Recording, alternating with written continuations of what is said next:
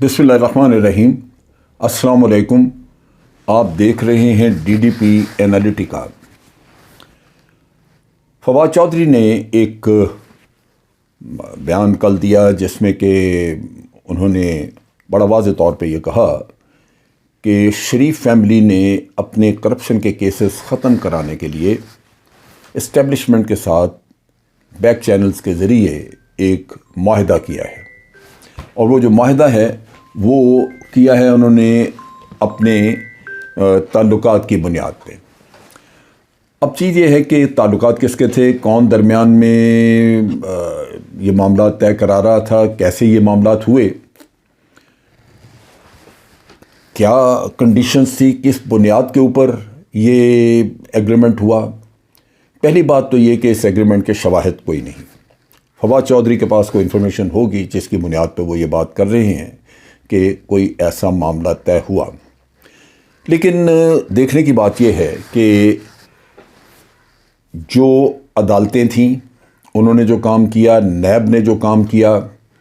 और FIA ने जो काम किया, वो क्या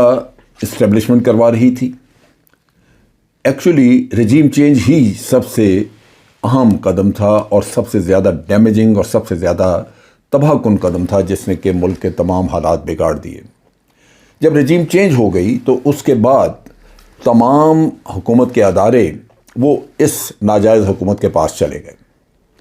अब नाजायज़ हुकूमत जो है वो अपना इन्फ्लुएंस इस्तेमाल कर सकती है, अपनी ताकत इस्तेमाल कर सकती है, अपने मतलब के लोग लगा सकती है। जैसे कि इस्लामाबाद में IG पुलिस को पोस्ट किया गया और उस वक्त मीडिया में फौरी तौर पे खबरें नशर हुई और खबरें छपी कि जो ये IG साहब हैं ये तो सर्विस से फारिग कर दिए गए थे, ये तो मुल्क से बाहर थे, इनके ऊपर नैब के केसेस थे, इनके ऊपर ये साबित था, वो साबित था, बहुत सारी एलिगेशंस। लेकिन वो अगर वो करप्शन में मुलव्वस हैं तो करप्ट सेटअप को उनसे बेहतर और आदमी कौन सा चाहिए। वो वापस आ गए और उन्होंने धड़ाधड़ FIRs दर्ज करनी शुरू की। सो ये ऐसा एक कॉम्प्लिकेटेड अफेयर, और मैं हमेशा कहता हूँ कि इस मामले की, किसी भी मामले की जड़ तक जाने के लिए सबसे पहला कदम इस रजीम चेंज की इंक्वायरी है। रजीम चेंज में क्या, इसमें जनरल बाजवा का रोल क्या था, उन पे बहुत ज़्यादा इल्ज़ाम लगाते हैं, पब्लिक जो है वो समझती है कि वही ज़िम्मेदार हैं इस काम के। सो उनको भी क्लियर करना ज़रूरी है कि ये एक ऐसी इंक्वायरी हो जो ये पता कर सके, जिसमें कि ये शवाहिद के साथ ये चीज़ सामने आ सके कि रजीम चेंज का असल मकसद था क्या, ये क्यों हुई, इस मुल्क के अमन को बर्बाद क्यों किया गया, इस मुल्क की इकॉनमी का सत्यानाश क्यों किया गया, इस मुल्क के ऊपर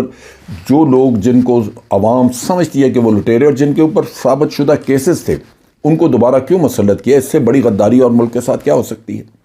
सो ये सबसे पहले तो ये पता करना चाहिए। तो फिर उसमें बैरूनी हाथ, आपकी फॉरेन पॉलिसी से रिलेटेड ये चीज़ें हैं, ये बड़ा ज़रूरी है कि आप पता करें कि बैरूनी हाथ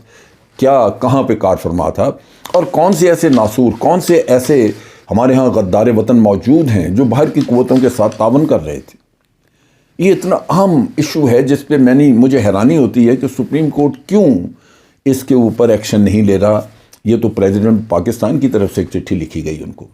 ये अगर उक्ता हल नहीं होगा तो आप किसी भी मामले की तह तक नहीं पहुँच सकेंगे, और ये जो तबाह हाल मुल्क का इस वक्त ये इसी तरह रहेगा, क्योंकि आप जानते हैं ये जो चरब ज़बान किस्म के आपके करप्ट लोग ऊपर बैठे हुए हैं वो आपको यही सुनाते रहेंगे, बड़ी कहानियाँ सुनाएंगे कि जनाब कुछ नहीं। ये आपने देखा कि अभी यही जो वाक़या हुआ है, सिर्फ एक नुक्ते की छूट दी डेली मेल ने कि जी नैब में केस नहीं था। वाकई केस तो FIA में था।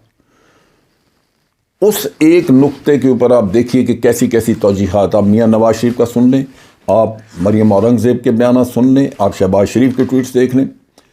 यूं लगता है कि पारसाई सारी इन्हीं के पास। सो ये बड़ी हैरानी की बात है। सो यहाँ पे मैं समझता हूँ कि फवाद चौधरी ने जिस साजिश का जिक्र किया है उनके पास क्या मालूमात है मुझे नहीं, लेकिन ये हमेशा इसी तरह कोई ना कोई आपके सामने कोई ना कोई ऐसा इशू, कोई ऐसा मुअम्मा सा पेश हो जाएगा जब तक कि हम رجیم چینج کے مسئلے کو حل نہیں کرتے، اس کی تہ تک نہیں پہنچتے۔ دوسری چیز جو میں یہاں بات کرنا چاہ رہا تھا، امپورٹنٹ ایشو، وہ یہ تھا کہ عرفان صدیقی، جو کہ آپ جانتے ہیں کہ نون لیگ کے ہیں اور بہت قریب ہیں میاں نواز شریف کے، انہوں نے ایک انٹرویو دیا جس میں انہوں نے یہ کہا کہ ان سے سوال کیا گیا، نادیہ نکی اینکر تھیں، وہ سوال کر رہی تھیں کہ کیا جنرل باجوہ ایکسٹینشن چاہتے تھے۔ انہوں نے اس کا مثبت میں جواب دیا اور بڑا امفیٹیکلی انہوں نے خاص طور پہ یہ کہا کہ اکتوبر کے مہینے میں بہت منہ زور قسم کی ہوائیں لندن میں ایون فیلڈ اپارٹمنٹ کی دیواروں سے ٹکرا رہی تھی۔ یعنی دوسرے لفظوں میں وہ یہ کہنا چاہ رہے تھے کہ اکتوبر کے مہینے میں میاں نواز شریف کے اوپر بہت پریشر تھا باجوہ صاحب کی طرف سے، یا باجوہ صاحب کے دوست احباب، ان کے خیر خواہ، جو بھی ان کے انٹرلوکیوٹر تھے، وہ ان کی طرف سے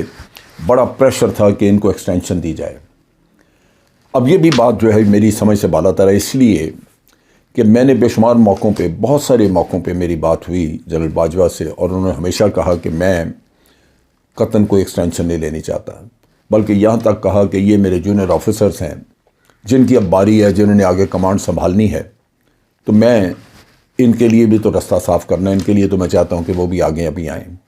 میں نے 2 ٹینیور لے لیے ہیں، لیکن یہاں پہ یہ ہمیشہ پی ایم ایل این جو ہے وہ ہمیشہ یہ ایک شبہ کریٹ کرتی ہے کہ ہم سے مانگی جا رہی تھی ایکسٹینشن۔ اب اگر یہ بات درست ہے جو کہ وہ یہ کہہ رہے ہیں، تو ہو سکتا ہے کہ اس کا تعلق بھی رجیم چینج سے ہو، اور اگر یہ بات غلط ہے تو پھر میں سمجھتا ہوں کہ اس کے لیے بھی جنرل باجوہ صاحب کو بالواسطہ یا بلا واسطہ اس پہ کوئی نہ کوئی وضاحت دے دینی چاہیے، تاکہ یہ اس طرح کی چہم گوئیاں، اس طرح کے پروپیگنڈا قسم کے جو بیانات ہیں وہ ان کی طرف سے نہ آئیں۔ لیکن اگر اس میں کوئی سچائی ہے کہ واقعی یہ کوشش کی گئی ہے، تو یہ قابل مذمت بھی ہے، اخلاقیات کے خلاف بھی ہے،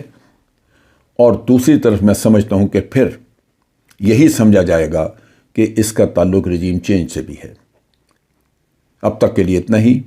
افواج پاکستان زندہ باد، پاکستان پائندہ باد۔